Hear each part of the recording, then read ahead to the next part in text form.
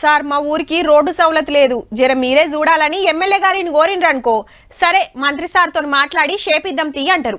పలానా ఆఫీస్లో ఓ పని కోసం పోతే అస్సలు పట్టించుకుంటలేరు సార్ అంటే ఫోన్ చేసి ఓ దమ్మరుచుకుంటారు. ఇట్లా ఏ పని మీద పోయినా ఎవరో ఒకరికి ఫోన్లు కొట్టి పనులు చేసి పెడుతుంటారు ఎమ్మెల్యేలు. కానీ ఓ తాన సీదా ఎమ్మెల్యే సారే పోయిండు, అట్లని డెవలప్మెంట్ పనులు చాలు చేస్తానికి గాదుల్లో.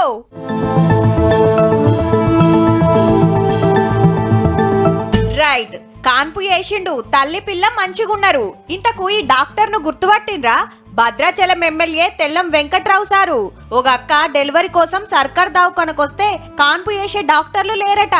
మళ్ళా ఆపరేషన్ చేయాల్సిన కేసు. వాళ్ళకేమో ప్రైవేట్ల వైద్యం చేపించుకునే తాకత్ లేదు. ఆయంత ఒకలు ఎమ్మెల్యే సార్ కు చెప్పంగానే ఎమ్మటే దవాఖానకొచ్చి రిపోర్టులు చూసి ఆపరేషన్ చేసిండన్నట్టు. సారు డాక్టరే మరి.